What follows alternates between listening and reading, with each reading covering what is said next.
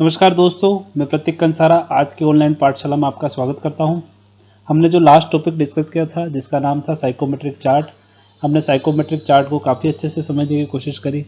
आज उसी चार्ट को और डिटेल में समझने के लिए हम न्यूमेरिकल प्रॉब्लम सॉल्व करेंगे और सीखेंगे कि न्यूमेरिकल प्रॉब्लम में साइकोमेट्रिक चार्ट को किस तरीके से यूज़ करते हैं और प्रॉपर्टी को किस तरीके से कैलकुलेट कर सकते हैं।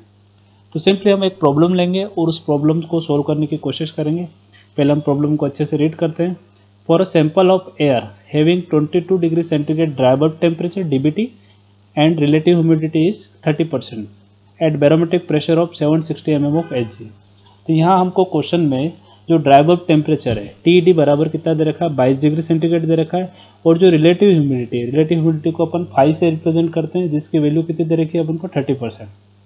साथ ही साथ यहाँ जो एटमॉस्फेरिक प्रेशर जो दे रखा है या बैरोमेट्रिक प्रेशर जो दे रखा है हमें वो कितना दे रखा है 760 mm ऑफ Hg। हमें जो चीज़ें कैलकुलेट करनी है वो कैलकुलेट करनी है vapour pressure, humidity ratio. Vapour pressure को हम PV से लिखते हैं, ह्यूमिडिटी रेशो W या इसको स्पेसिफिक ह्यूमिडिटी भी बोलते हैं, वेपर डेंसिटी जिसको हम रो V से लिखते हैं, और एंथैल्पी ऑफ मॉइस्चर तो इसकी एंथैल्पी कैलकुलेट करनी है। तो सबसे पहले जो हमारा प्रोसेस रहेगा उसमें हम क्या करेंगे, वेपर प्रेशर कैलकुलेट करेंगे। हम जो चार्ट यूज़ कर रहे हैं इसमें वेपर प्रेशर साइकिल जो स्केल होती है वो नहीं दे रखी है, इसलिए हमें क्या होगा जो वेपर प्रेशर है वो कैलकुलेशन से कैलकुलेट करना पड़ेगा।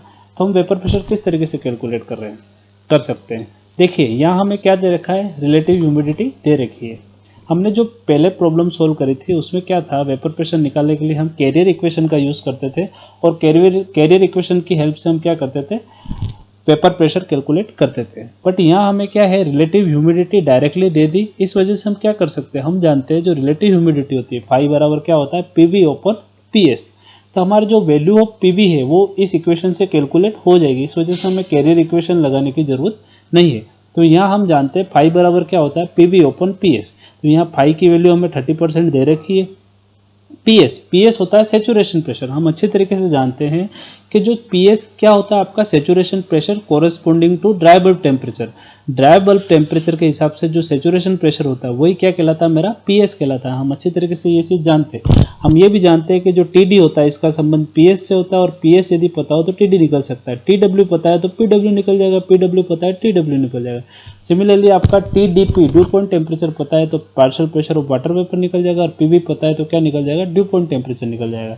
तो यहाँ हमें क्या करना है, यहाँ हमको PS निकालना था। हम किससे निकाल सकते हैं, TD से निकाल सकते हैं। तो TD हमको ड्राई बल्ब टेम्परेचर कितना दे रखा है, 22 डिग्री सेंटीग्रेड दे रखा है। तो हम क्या करेंगे, स्ट्रिप टेबल की हेल्प से 22 डिग्री सेंटीग्रेड पे क्या करेंगे, सेचुरेशन प्रेशर देखने की कोशिश करेंगे।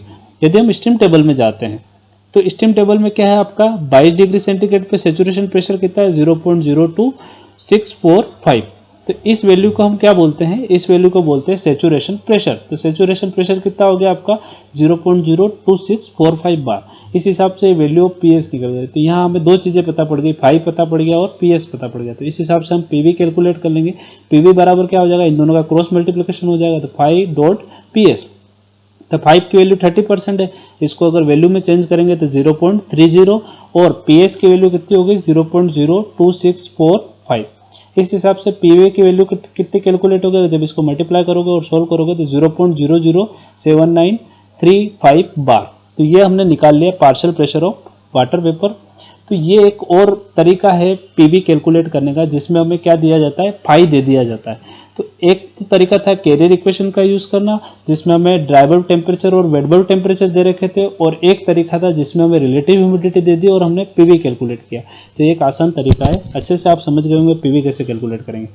अब जो इम्पोर्टेंट काम है वो है आपका बाकी पैरामीटर कैलकुलेट करने हैं। तो इसके लिए हम क्या करते हैं, साइकोमेट्री चार्ट का यूज़ करते हैं। तो साइकोमेट्री चार्ट का यूज़ करने के लिए हमें क्या होता है, चार्ट पे क्या करना होता है, पॉइंट मार्क करना होता है। पॉइंट मार्क करने के लिए हमें कोई भी न्यूमेरिकल प्रॉब्लम हो, XYZ अगर कोई भी न्यूमेरिकल प्रॉब्लम यदि साइकोमेट्री चार्ट से सोल्व करनी है तो कम से कम 2 पैरामीटर हमें पता होने चाहिए। तो हमें प्रश्न में 2 पैरामीटर दे रखे हैं, एक तो क्या दे रखा है हमें ड्राई बल्ब टेम्परेचर दे रखा है, और दूसरा पैरामीटर क्या दे रखा है, रिलेटिव ह्यूमिडिटी। तो कोई भी 2 पैरामीटर हमें दे रखे होंगे और उन 2 पैरामीटर की हेल्प से हम क्या कर सकते हैं, इस चार्ट पे पॉइंट मार्क कर सकते हैं। जैसे हमें क्या दे रखा है, dry bulb temperature 22 degree centigrade दे रखा है और रिलेटिव ह्यूमिडिटी हमें दे रखी है 30%।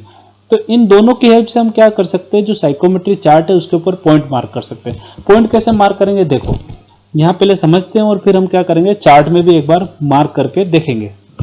यदि हम ड्राइबल टेम्परेचर देखें 22 डिग्री सेंटीग्रेड दे रखा है और हमें जो रिलेटिव ह्यूमिडिटी दे रखी है वो कितनी दे रखी है, 30%। तो ये ड्राइबल टेम्परेचर लाइन उस 30% को जहां कट करती है वही क्या कहलाता है, मेरा पॉइंट ए कहलाता है। आगे बात समझ।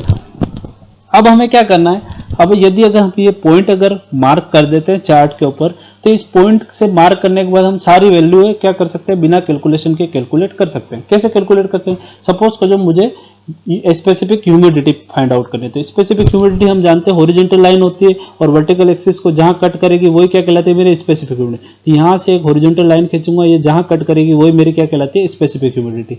यदि हम चार्ट में देखेंगे जब मार्क करके, तो इसकी वैल्यू लगभग 0.005 kg पर kg ऑफ ड्राई एयर आएगी। यदि मुझे इसकी एंथैल्पी नोट करनी है तो मैं क्या करूंगा, इंक्लाइंड एक्सिस पे क्या करूंगा, जहां पे एंथैल्पी स्केल को कट करेगी वही क्या कहलाती है, मेरी एंथैल्पी कहलाती है। आगे बात समझे। यदि मुझे इसका ड्यू पॉइंट टेम्परेचर पढ़ना है तो मैं करूंगा, इस हॉरिजॉन्टल लाइन को क्या करूंगा, सीधी सीधी मिलाऊंगा, सीधे सैचुरेशन करूंगा और सैचुरेशन करूंगा जहां कट करेगी वही क्या कहलाता है, मेरा ड्यू पॉइंट टेम्परेचर कहलाता है। इस वर्टिकल लाइन पे, इस इंक्लाइंड लाइन पे, इस इंक्लाइंड लाइन पे सैचुरेशन कर्व पर जहां पॉइंट करता है उसको ही हम क्या बोलते हैं, वेट बल्ब टेम्परेचर बोलते हैं। आगे बात समझ में। और दूसरी चीज होती है स्पेसिफिक वॉल्यूम। देखो यहाँ पे आप जब पॉइंट मार्क करोगे तो दो लाइनें दे रखी है, 0.80 मीटर क्यूब पर केजी और एक दूसरी लाइन दे रखी है 0.85 मीटर क्यूब पर केजी। और हमारी जो लाइन है वो क्या है, बट यहाँ एक इमेजनरी लाइन आपको खींचनी पड़ेगी जो इससे पास होती हुई और इन दोनों के क्या हो, समांतर हो, पैरेलल हो। तो जब ये लाइन खींचोगे तो ये एक इमेजनरी लाइन होगी और ये जो लाइन होगी वही मेरी क्या होगी, स्पेसिफिक वॉल्यूम। बट इसकी वैल्यू हमको क्या करनी पड़ेगी, कैलकुलेट करनी पड़ेगी। तो कैलकुलेट कैसे करेंगे, तो उसके लिए क्या किया जाता है, देखो उसके लिए स्केलिंग की जाती है। स्केलिंग किस तरीके से की जाती है, देखिए ये लाइन और ये लाइन, इन दोनों पे हम क्या करेंगे, स्केल पुट करेंगे और क्या करेंगे, स्केल पुट करेंगे और यहाँ से होते हुए गुजारेंगे। जब स्केल पुट करोगे तो इन दोनों लाइन का जो बीच का जो गैप है वो टोटल होता है 7.4 सेंटीमीटर। कितना होता है, 7.4 सेंटीमीटर। तो 7.4 सेंटीमीटर टोटल गैप है और जिसकी वैल्यू कितनी है, केवल 0.05 मीटर क्यूब पर केजी। आप देख सकते हो यहाँ पे 0.80 मीटर क्यूब पर केजी था और 7.4 सेंटीमीटर के बाद ये कितना हो गया, 0.85 मीटर क्यूब पर केजी। तो ये कितना बढ़ा, ओनली 0.05 मीटर क्यूब पर केजी। तो हमें क्या करना, हमारी जो दूरी है वो चेक करेंगे, यहाँ से ये कितनी दूरी पे। आप देख सकते हो इसकी जो वैल्यू होगी पॉइंट ए पे स्पेसिफिक वॉल्यूम की, वो 0.80 से ज्यादा होगी बट 0.85 से कम होगी। बट इसकी वैल्यू क्या होगी, 0.85 के आसपास ही होगी क्योंकि ये पड़ोस में बैठा हुआ है। देखो मैंने इसकी वैल्यू कितनी कैलकुलेट करके 0.8425। ये 0.8425 कैसे आया, इस चीज को समझो। तो ये टोटल दूरी कितनी है, 7.4 सेंटीमीटर। जब मैं इस लाइन नंबर 1 से, ये लाइन नंबर 1 है और ये लाइन नंबर 2 है, जब ऑब्लिक इंक्लाइंड लाइन नंबर 1 से मैं इसकी पॉइंट ए की डिस्टेंस मेजर करता हूँ, यहाँ से सीधी स्केल से मेजर करूंगा तो ये आती है 6.3 सेंटीमीटर। तो हम जानते हैं 7.4 सेंटीमीटर लाइन में कितना गैप है आपका, 0.05 मीटर क्यूब पर केजी। तो 1 सेंटीमीटर किसके बराबर हो गया, 0.05 डिवाइडेड बाय 7.4। आ गया समझ में।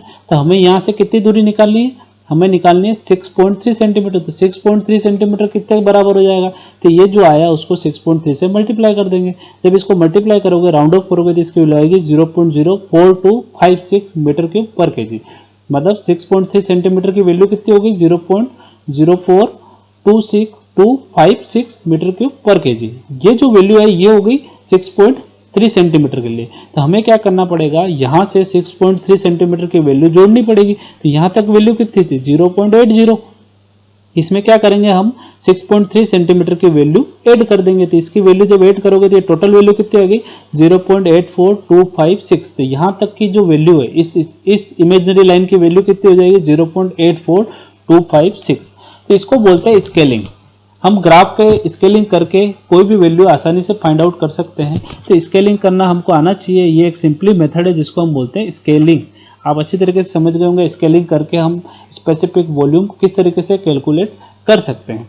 अब हम ये जो काम हमने यहाँ पे समझा है इसको हम क्या करेंगे, ग्राफ के ऊपर मार्क करके देखते हैं कि ग्राफ पे किस तरीके से मार्क किया जाता है। तो हमारे पास यहाँ पे दो वैल्यू है, ड्राई टेम्परेचर है वो 22 डिग्री सेंटीग्रेड और रिलेटिव ह्यूमिडिटी कितना है, 30% है। जब इसको हम ग्राफ पे मार्क करेंगे तो कुछ इसी तरह का आपका इमेजिनरी डायग्राम बनेगा। देखिए जब हम ग्राफ पे मार्क करेंगे तो ये हमारा जैसे ग्राफ है, ग्राफ पे क्या है देखो, ये 20 डिग्री है, ये 25 डिग्री है, तो ये मेरा कितना हो गया 22 डिग्री हो गया। मैंने यहाँ येलो लाइन खींची है, ये 22 डिग्री लाइन है, और ये देखिए मेरी 30% रिलेटिव ह्यूमिडिटी लाइन है। ये जहां कट करेगी वो पॉइंट क्या हो गया, मेरा ए पॉइंट हो गया।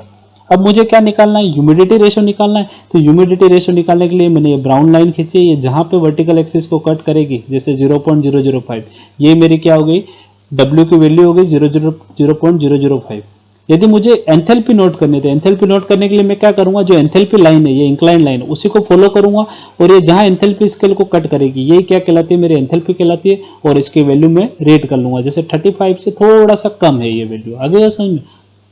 यदि मुझे इसका ड्यू पॉइंट टेम्परेचर नोट करना तो इसी को मैं फॉलो करूंगा और सेचुरेट करवा दूंगा, लगभग 4 degree centigrade due point temperature हो गया मेरा। यदि मुझे इसका वेट बल्ब टेम्परेचर करना है तो ये इंक्लाइन लाइन को फॉलो करूंगा, और सेचुरेशन पे जहां पे जो टेम्परेचर होगा, जैसे लगभग 12 डिग्री सेंटीग्रेड ये टेम्परेचर है, वही मेरा क्या कहलाता है, वेट बल्ब टेम्परेचर कहलाता है। अब मुझे क्या करना है, इसकी स्पेसिफिक वॉल्यूम कैलकुलेट करना था। मैंने क्या किया, ये लाइन और ये लाइन, इन दोनों लाइन के पैरेलल एक लाइन खींची। आगे समझ।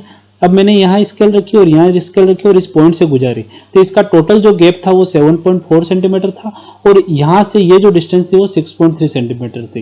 तो 7.4 सेंटीमीटर था वो 0.0, देखो ये 0.80 और ये 0.85 है, तो इसकी जो वैल्यू आती है वो 0.05 आती है। तो 7.4 सेंटीमीटर जो टोटल गैप था उसकी वैल्यू कितनी आई, 0.05 आई।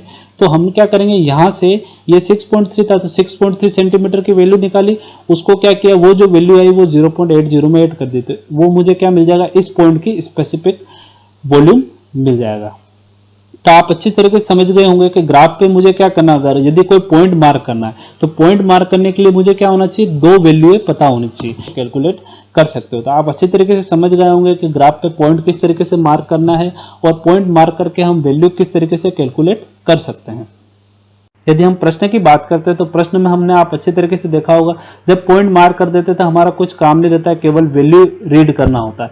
यदि हम देखें तो वैल्यू रीड करें तो हमें क्या कैलकुलेट करना है, सेकंड है वो ह्यूमिडिटी रेशो। तो ह्यूमिडिटी रेशो क्या होता है, 0.005, हमने ये कैलकुलेट किया, कितना है 0.005 किलोग्राम का वेपर डेंसिटी।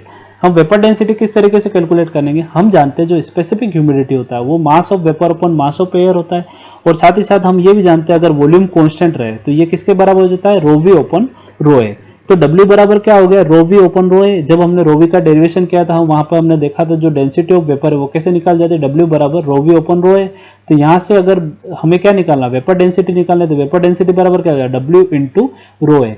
अब बात आती है ये जो डेंसिटी ऑफ एयर है इसको कैसे निकालेंगे, तो डेंसिटी ऑफ एयर क्या होती है, 1 upon specific volume of air. तो specific of volume of air का है, specific of volume of air ये रहा 0.8425 जो हमने कैलकुलेट किया, ये क्या है आपका स्पेसिफिक वॉल्यूम ऑफ एयर। अगर ये specific of volume of air की वैल्यू हम यहाँ पुट कर देते हैं 1 अपॉन VA करके, तो इससे हमारा क्या निकल जाएगा, डेंसिटी ऑफ वेपर निकल जाएगी, या इसको वेपर डेंसिटी भी बोलते हैं। तो हमने W की वैल्यू ये रही कैलकुलेट कर ली, W बराबर कितना है 0.005, और यहाँ पे रो ए बराबर क्या रखेंगे, 1 अपॉन VA रखेंगे। तो इससे क्या निकल जाएगा, VA की वैल्यू ये रही 0.8425, तो इससे क्या मिल जाएगा, हमें रो भी मिल जाएगा। यदि हम इसकी कैलकुलेशन में जाते हैं तो रो भी बराबर क्या हो जाएगा, W इंटू रो ए बराबर क्या हो जाएगा, W इंटू 1 अपॉन VA। इसकी वैल्यू कितनी है 0.005 इंटू इस VA की वैल्यू हमने कितनी कैलकुलेट की 0.84256। जब इसको सॉर्ट आउट करोगे तो वेपर डेंसिटी कितनी हो जाएगी 0.005934 किलोग्राम पर metre cube of dry air. अब हमें जो फोर्थ पैरामीटर कैलकुलेट करना है वो है एंथैल्पी। एंथैल्पी किस तरीके से कैलकुलेट करोगे, हमने देखा है यहाँ से अगर सीधे इंक्लाइंड एंड जहां कट करेगी वही एंथैल्पी, और उस एंथैल्पी की जो रीडिंग होगी वही मेरी क्या कहलाएगी, एंथैल्पी कहलाएगी। तो हम जानते हैं एंथैल्पी की वैल्यू कितनी है, जब हमने देखी थी वो 35 से कुछ कम थी, तो ये 34.9 किलोजूल पर केजी, ये क्या कहलाती है, मेरी एंथैल्पी ऑफ मॉइस्ट एयर कहलाती है। तो ये एंथैल्पी की वैल्यू यहाँ पुट कर दी, और ये सिंपली मेरा क्या हो गया, आंसर हो गया।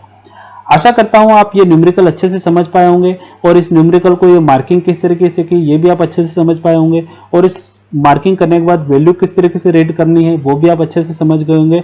और ये एक महत्वपूर्ण चीज है वो स्केलिंग, जिसके लिए किसके लिए करी हमने, वेपर स्पेसिफिक वॉल्यूम निकालने के लिए की। आप अच्छे से समझ पाए होंगे कि स्पेसिफिक वॉल्यूम स्केलिंग करके किस तरीके से निकालना है।